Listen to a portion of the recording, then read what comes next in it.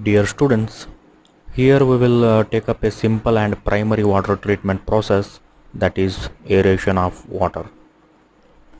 You might have observed the river water or lake water or any stream water. It smells differently than the treated or purified drinking water, right? If you have not observed, you just check it. Collect a glass of water from a river and take a glass of drinking water from your home and smell the both. The river water gives certain different odor, right? So this unlikely odor is caused due to dissolved matter or some gases that are dissolved in water. These gases have to be removed in order to make the water odorless. This is achieved by exposing the water to the air or atmosphere. This operation we call it as aeration. If you look at the definition of aeration, aeration is the process of bringing water and air into close contact in order to remove dissolved and volatile organic matter which causes taste, color and odor in water. So if anything is dissolved in water, it gives either color or taste or odor to the water, right? If any water has some kind of smell or any taste or any color, then we can understand that it has something in it. If color, taste, odor of water is objectionable, it means that any objectionable material has been dissolved in water. That objectionable material, either it may be any dissolved gas or volatile organic matter, or we can say any excessive minerals. That objectionable materials have to be removed in order to remove the bad taste or odor or color of the water. So the process used to remove such things is known as aeration, right? So here we are removing taste, color and odor of the water. It means that we are removing the substances that caused the taste, odor or color in water. Aeration is done by making the thin water films come in contact with the air or by introducing small air bubbles in the water itself.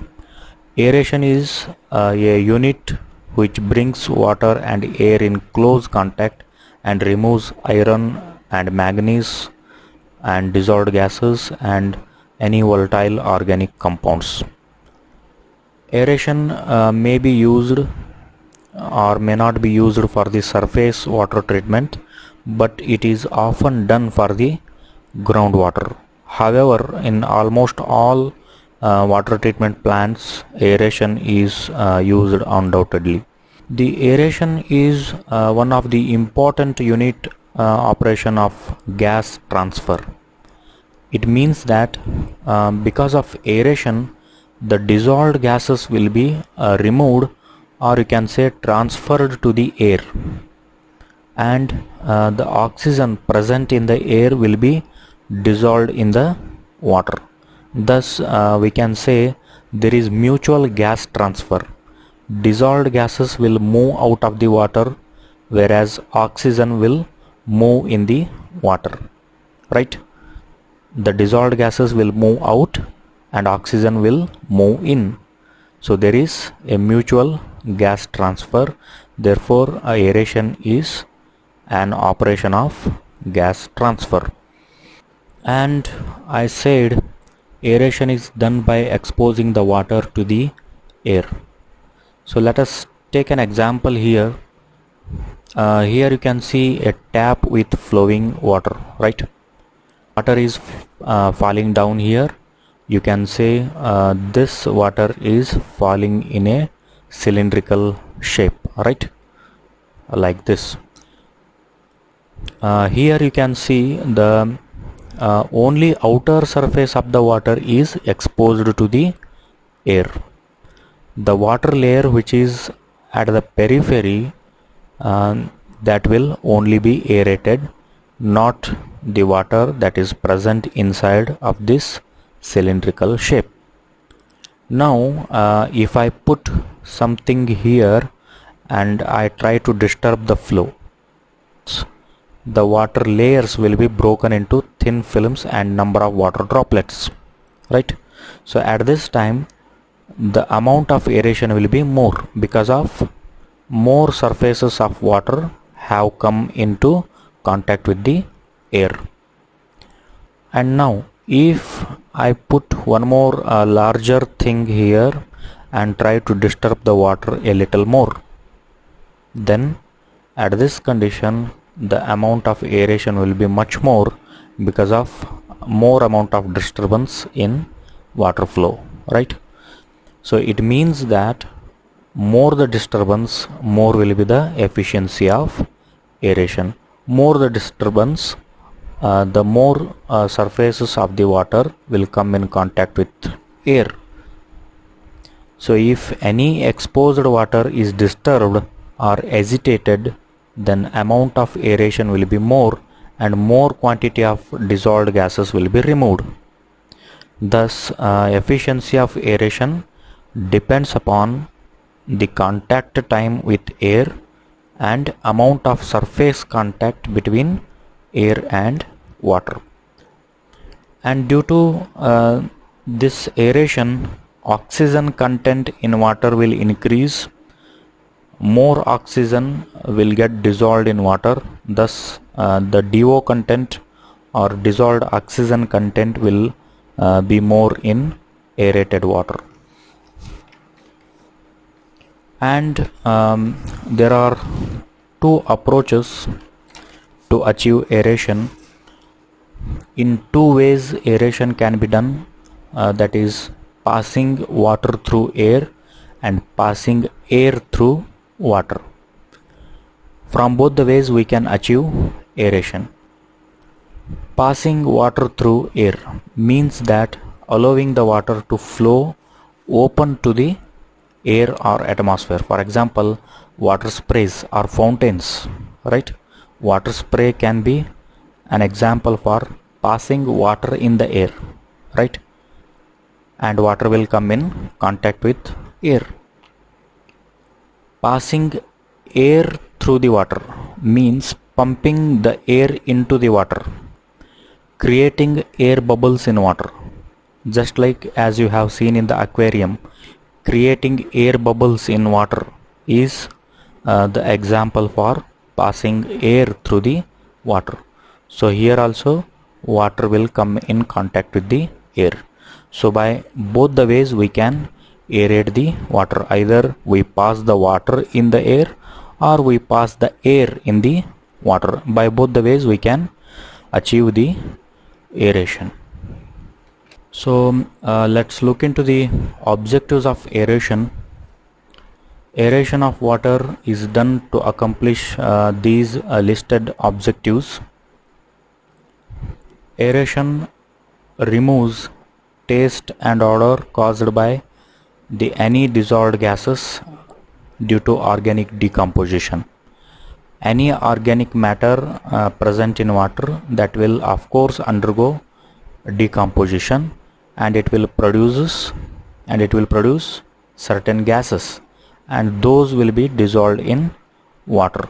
So therefore water acquires taste and smell, and that can be removed when the water is aerated. And it increases dissolved oxygen content of the water. As the water comes in contact with air, oxygen gets dissolved in water, thus DO content of water increases. And it removes hydrogen sulfide, and the odor caused by this will also be removed. It decreases carbon dioxide and it raises the pH value of the water. It converts iron and manganese from their soluble state to their insoluble state, so that these can be precipitated and removed. If iron and manganese are dissolved, then they will be converted to insoluble state due to aeration, and they will be precipitated and they will settle down in settling tank, and hence iron and manganese can be removed. Next, due to agitation of water, agitation means disturbance. We break the water layers into thin films and droplets during aeration, right? Because of disturbance, so that we call it as agitation. So due to this disturbance, some bacteria may also be killed up to some extent. And aeration is also used for mixing certain chemicals with water. If it is required to mix the chemicals, if it is required to mix the gaseous chemicals in water, then aeration process can also be used.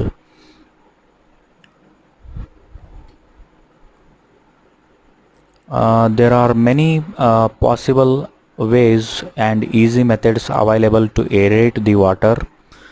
So different aerators are used, like gravity aerators, in which water is made to fall freely under the gravity. During its fall, it comes in intimate contact with air. For example, cascade aerators are there, inclined apron aerators, slat tray aerators, gravel bed aerators or trickling bed aerators. These are all free fall aerators or gravity aerators. And second type is spray aerators, and third one is air diffuser basins.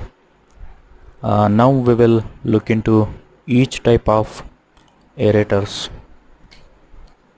The first one is cascade aerator.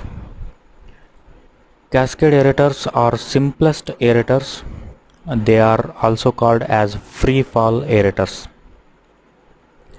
You have seen waterfalls, right?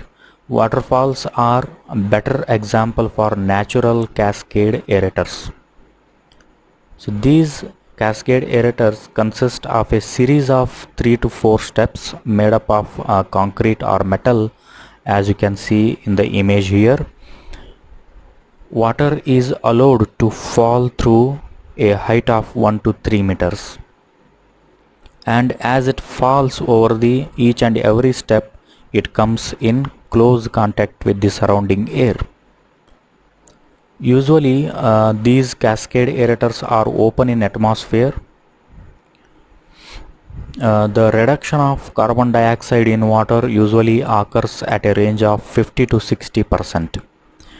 Cascade aerators are most common in India. In almost all type of water treatment plants, cascade aerators are installed. Here you can see the cascade aerators. Water falls freely over the steps one by one. The water layers are completely agitated and broken into droplets.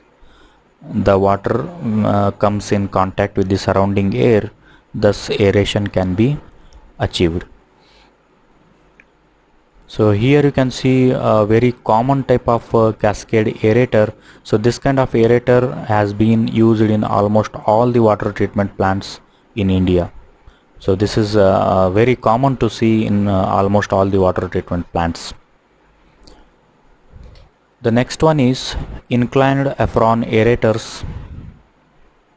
These are also free fall aerators. As you can see in the image, water is allowed to fall along this inclined apron plate, on which actually the riffle plates are provided to disturb the flow of water.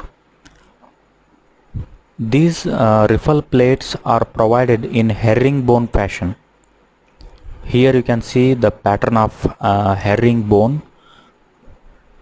This is just an example to understand how it looks. Here the riffle plates are not closely laid like this, but they are provided with some space between them. This all is done to obstruct the flow and create better air and water contact. We call it as agitation, agitating the water for better aeration. The next one is slat tray aerators. This is also commonly used aerator. It consists of a closed structure in round or square shape. It consists of a series of wood slat trays which are closely spaced one above the other.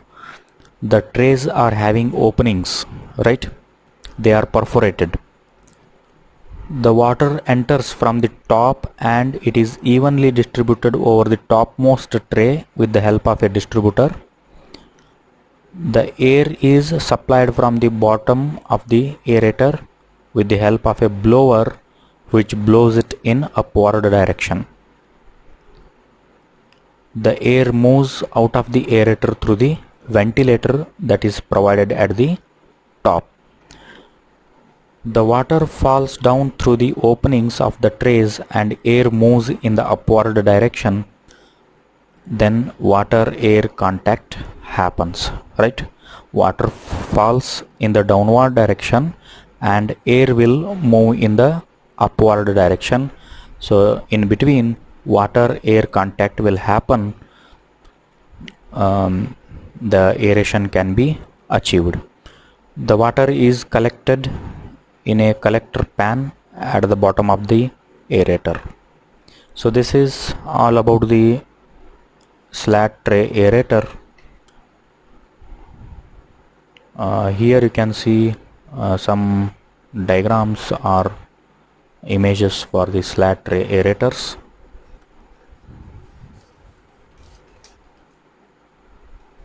Next one is gravel bed aerators.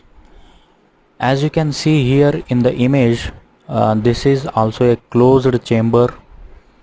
Here aeration is done by allowing water to flow down by trickling through the gravel bed, and air is made to rise in the upward direction. Here also water is flowing in the downward direction and air is moving in the upward direction. Here you can see in the image, water inlet is provided at the top through which water enters the chamber. Water is sprinkled over the gravel bed, then water will percolate through the gravel bed. The thickness of the gravel bed may be provided of about 1 to 1.5 meter. As the water trickles downward, air is blown in upward direction, then water thin films will come into intimate contact with air.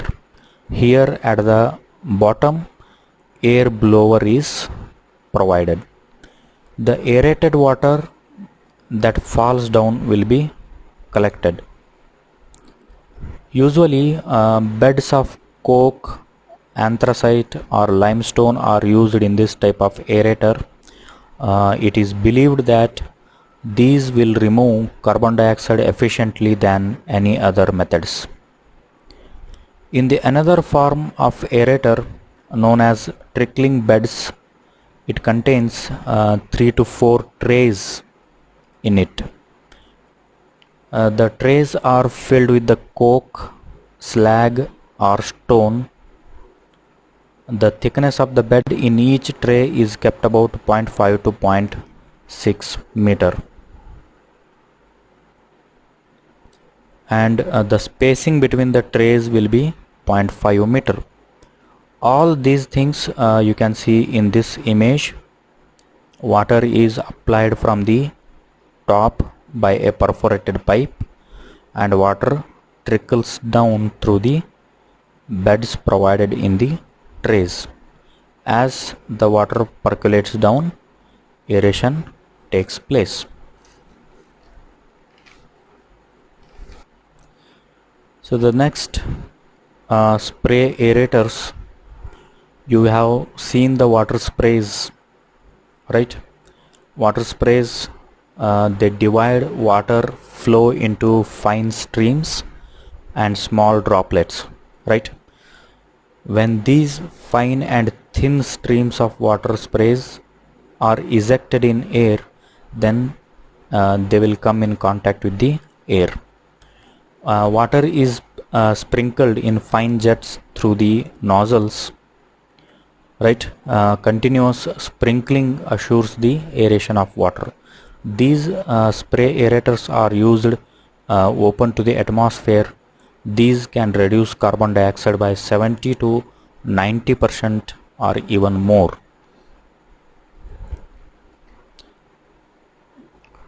The next one is air diffusion basins. A common way to aerate water is via diffused air. So in these systems, air is pumped in the water to generate the small air bubbles, right? So these small air bubbles are generated with the help of a diffuser. So these diffusers are porous, made up of ceramics, cloth or plastics. So there are two types of diffused aerators available, which produce fine bubbles and coarse bubbles also. If the diffused aerators produce the bubbles of the size 0 to 3 mm, then they are called as fine bubble aerators, and if the aerators generate the coarse bubbles of the size 3 to 50 mm, then they are called as coarse bubble aerators. So the efficiency of these fine bubble aerators is 10 to 20 times better than the coarse bubble diffused aeration systems. So in this method, aeration is performed in a tank, most usually a rectangular tank. A perforated pipe network means a pipe network that is having holes in it to distribute the air in the water. So such kind of a perforated pipe network is installed at the bottom of the tank, and compressed air is blown through these pipes. So this is just bubbling in an aquarium, you might have seen, right? The air bubbles will travel upward through the water, thus they cause aeration of water. The retention period of these air diffuser basins is about 15 minutes, and the depth of the tank usually provided is 3 to 5 meters. So here you can see the air distributors. The perforated pipe network you can see that is laid at the bottom of the tank, and here you can see the bubbles that are generated in the water. There are also many limitations for aeration. The first one is aeration is usually an energy intensive treatment method, because any kind of aeration involves some mechanical work which requires electric energy, and sometimes it will result in overuse of energy. Next, if water contains any non-volatile substances, then removal of taste and odor caused by such non-volatile substances will not be efficient. Volatile substances will be easily removed by aeration, but non-volatile substances and taste and odor caused by non-volatile will not be efficiently removed. And if any industrial waste has been discharged in the source of water, then taste and odor caused by chemicals of industrial waste are not satisfactorily removed. It requires advanced treatment techniques. And of course, aeration adds more amounts of oxygen into water, due to which the water becomes more corrosive in nature, and it may corrode pipe fittings and other metallic components. Aeration of water can promote algal growth in water. Of course, because of abundant available oxygen in aerated water, it will lead to formation of algae growth over the filters. which will block or obstruct the flow of water in the filters. Possibilities of airborne contamination is there. If surrounding air contains any contaminant substance, then it will be dissolved in water during aeration process, which causes contamination in water. So while removing certain impurities during aeration, there is possibility of addition of contaminants in the water, right? Aeration is economical in warmer months. Of course, due to increased rate of evaporation of water in warm season, a lot of gaseous matter will be removed along with the vapors. Thus, aeration will be much more efficient in warmer seasons as compared to the cold climate. So here are some important questions on this topic just for your reference. So we will wind up here, and in the next video we will come up with a different topic. Thank you.